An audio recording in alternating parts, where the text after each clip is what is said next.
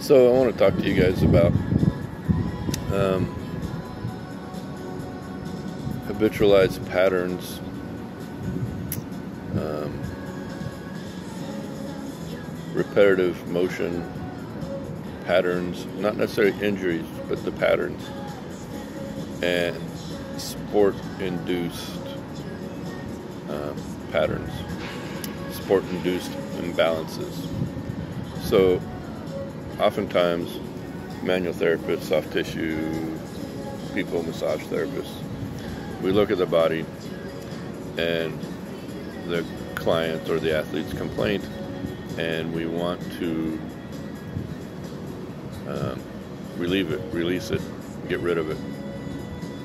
But sometimes that's bad, and because it's there for a reason.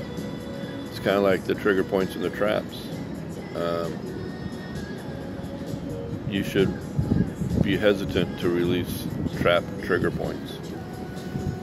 And I say that because before you ever try and release those trigger points, why are they there?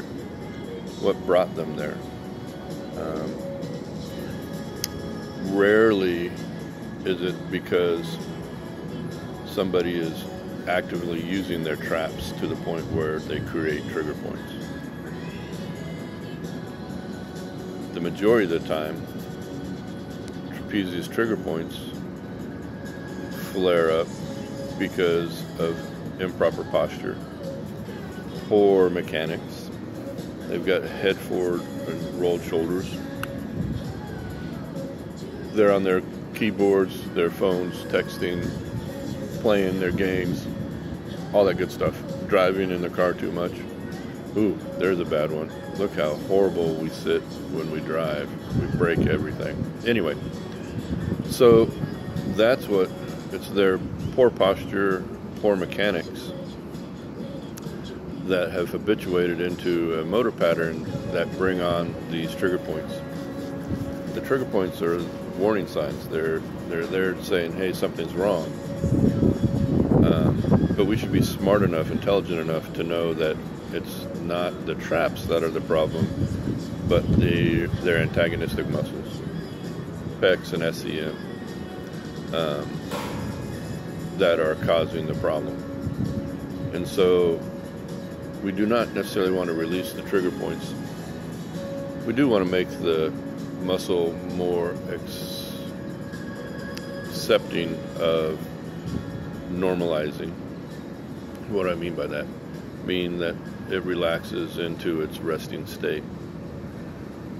But we have to focus on the muscles and the habit that creates that. So in my example with the trapezius trigger point, it's all about trap. Nope, sorry. It's all about pectoralis major, minor, anterior delt, SCM, and maybe a little bit of scaling. But it's all the anterior muscles pulling us forward. A muscle squawks chronically, typically because it's being pulled taut. It's tight, but it's not contracted tight, it's pulled taut, and it's weak because of that. This brings me to hip flexors, iliopsoas. Iliopsoas is a thick muscle, pair of muscles braided together at the insertion. There's confusion between tight and weak psoases, iliopsoas. We all get in there and we just want to stretch away and stretch away and stretch away, which isn't really a bad thing, considering how flex habituated we are. We sit constantly. So stretching them out's not a bad thing necessarily, but if you are constantly stretching them and there's no relief, they're not getting better, then we might look at a weakness. So if a muscle is stuck in a position for long periods of time,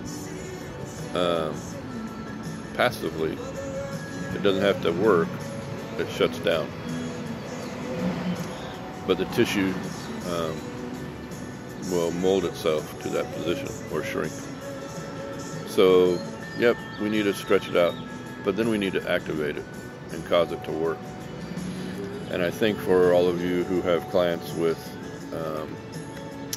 hip flexor issues, if you add in some simple exercises to activate those fibers to get them firing, you're going to find that they don't have nearly the problem that they used to. So anyway, there's my morning ramble. Have fun. Hope you enjoy. Skull, have a great day.